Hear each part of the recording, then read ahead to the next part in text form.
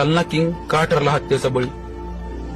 भागवत डोंगरे, लक्ष्मण गोरे हे सगळे गजाननचे जुन्नर दुश्मन. हे काही सामान्य गुंडांचं भांडण नव्हतं, कारण 26 ऑक्टोबरलाच एका सोशल मीडिया पोस्ट मध्ये लिहिलं गेलं होतं, जालना किंग को टपकाना एक ही सपना. म्हणजे की हत्या कोणीतरी महिनाभर पूर्वीच प्लॅन केली होती. मध्ये झालेलं भांडण, सत्तेची लढत की कुणाचं वैयक्तिक वैर? आणि सगळ्यात मोठा प्रश्न, जेव्हा गजाननला हॉस्पिटलमध्ये नेण्यात आलं तेव्हा आमदार अर्जुन खोतकर या सहकाऱ्यांसोबत तिथे हजर होते का? त्यांचा हा सगळ्यात काय रोल? कुणाला काय माहिती आहे? जालन्यात गेल्या 11 महिन्यात 48 खून झालेत आणि त्यातील 3 प्रकरणांचा तपास अजूनही चालू आहे. गावठी बंदुका, पिस्तूल जप्त केली जात आहे, पण गुन्हे थांबत नाहीत. पोलीस कुठे आहे? प्रशासन काय करत आहे? का होत आहे हे सगळं? का वाढत आहे जालन्यातील गुन्हेगार? प्रेक्षकांनो, ही कहाणी फक्त एका माणसाच्या हत्येपुरती मर्यादित नाही.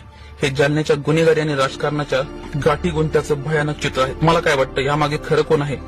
कोणी दडवले हे रहस्य? कमेंट करून नक्की सांगा. आणि अशा धक्कादायक रहस्यमय बातम्यांसाठी आमच्या चॅनलला सबस्क्राईब करायला विसरू नका.